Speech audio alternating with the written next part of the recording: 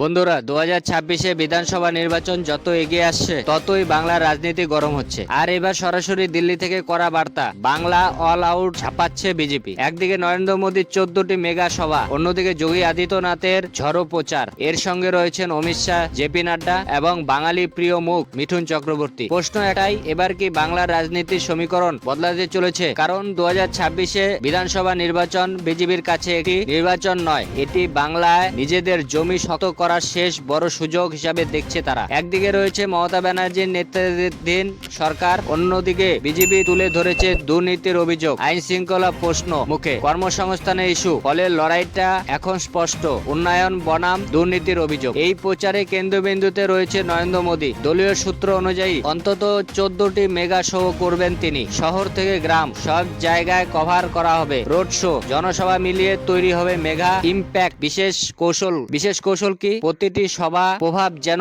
Booth স্তর পর্যন্ত পৌঁছায়, অর্থাৎ শুধু বড় মঞ্চ নয়, লক্ষ ভোটারদের সরাসরি সংযোগ। বিজেপির কৌশলগত মস্তিষ্ক অমিত শাহ, তার জন্য নির্ধারিত 8টি কর্মসূচি রয়েছে। মূল ফোকাস বুথ ম্যানেজমেন্ট। তিনি কি করবেন? সংগঠন কিভাবে দুর্বল জায়গায় চিহ্নিত করা যাবে, কর্মীদের একত্র করা যাবে এবং ভোটের দিন বুথ দখলের কৌশল তৈরি হবে। রাজনীতি বিশ্লেষকদের মতে বাংলায় বিজেপির সাফল্য চাবিকাঠি হলো বুথ স্তরের শক্তি। উত্তরপ্রদেশের মুখ্যমন্ত্রী যোগী আদিত্যনাথ এই প্রচারে বড় ভূমিকা নিতে চলেছেন। তিনি 8টিরও বেশি সভা করবেন। Focus ground level cadre. যোগীর বিশেষত কি? সরাসরি আক্রমণাত্মক বক্তব্য, হিন্দুত্ব ইস্যুতে স্পষ্ট অবস্থান। বিজেপি মনে করেছে যোগী উপস্থিতি ক্যাডারদের মধ্যে জোশ বাড়াবে। বাংলার রাজনীতিতে একটি বড় ফ্যাক্টর মিঠুন চক্রবর্তী। তার জন্য নির্ধারিত প্রায় 10টি কর্মসূচি। টার্গেট শহর ও মধ্যবিত্ত ভোটারদের মধ্যে প্রভাব ফেলা।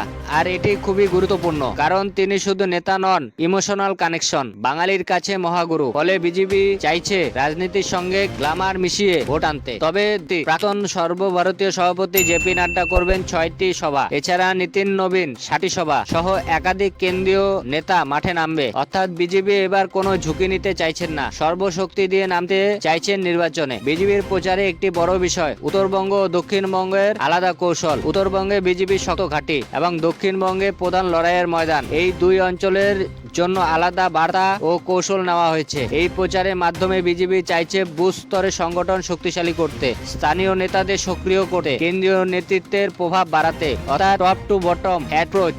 এই মেগা প্রচার সরাসরি চাপ বাড়ছে মমতা বন্দ্যোপাধ্যায়ের উপর, কারণ এত বড় নেতৃত্ব একসঙ্গে মাঠে নামা এবং প্রচারের পরিমাণ ও তীব্রতা ও জাতীয় বনাম আঞ্চলিক লড়াই। এখন প্রশ্ন, তৃণমূল কিভাবে পাল্টা দেবে? তবে রাজনীতি বিশেষজ্ঞদের মতে এই ধরনের হেভিওয়েট প্রচার অনেক সময় ভোটারদের প্রভাবিত করে, আবার অনেক সময় লোকাল ইস্যুর বেশি গুরুত্বপূর্ণ হয়ে ওঠে। অর্থাৎ সবকিছু নির্ভর করে মাঠের বাস্তব পরিস্থিতির ওপর। বন্ধুরা, বাংলার রাজনীতি এখন নতুন মোড়ে। একদিকে নরেন্দ্র মোদীর নেতৃত্বে মেগা প্রচার, অন্যদিকে মমতা ব্যানার্জি শক্ত ঘাঁটি। এই লড়াই শুধু ভোটের নয়, এটি রাজনৈতিক আধিপত্যের লড়াই। 14টি সভা, 8টি সভা, এক ঝাঁক হেভিওয়েট নেতা, সব মিলিয়ে বাংলায় শুরু হতে চলেছে প্রচারের ঝড়। এখন দেখার এই ঝড় কি সত্যি ভোটের রূপ নেয়, নাকি বাংলার মাটি আবারও অন্য কিছু বলে। দর্শক, আপনাদের কিছু মতামত থাকলে অবশ্যই কমেন্টে জানাবেন এবং ভিডিও ভালো লাগলে লাইক, কমেন্ট এবং সাবস্ক্রাইব করতে ভুলবেন না। দ্য পলিটিক্যাল নিউজ বাংলা আমাদের ইউটিউব চ্যানেল। ধন্যবাদ।